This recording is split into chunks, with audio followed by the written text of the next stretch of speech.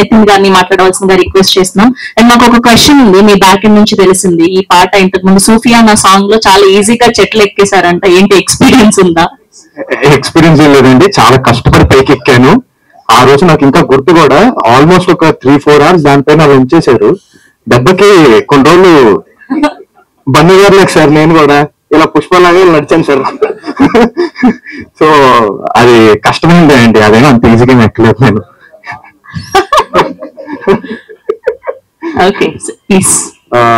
Thanks అండి అందరూ ఇక్కడికి వచ్చినందుకు, మా ఈవెంట్ కి థ్యాంక్ యూ వెరీ మచ్. మేము ఒక మంచి గోదావరి సినిమా తీసామండి, మంచి ఎంటర్టైనింగ్ సినిమా. ఈ సినిమాలో మంచి ఫ్రెండ్షిప్ గురించి చెప్పబోతున్నాం. ప్రతి ఒక్కళ్ళు పిల్లల దగ్గర నుంచి పెద్దల దాకా అందరూ ఎంజాయ్ చేసే సినిమా అవబోతుంది ఇది.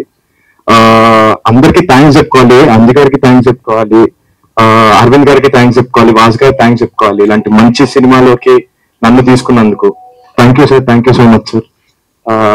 అలానే మాకు మ్యూజిక్ ఇచ్చిన అజయ్ గారు, అలానే రామిర్యాల గారు, ఇద్దరు చాలా బాగా ఇచ్చారండి పాటలు. తప్పకుండా వినకపోయి ఉంటే తప్పకుండా వినండి, చాలా బాగుంటది, మీ అందరినీ వస్తుంది.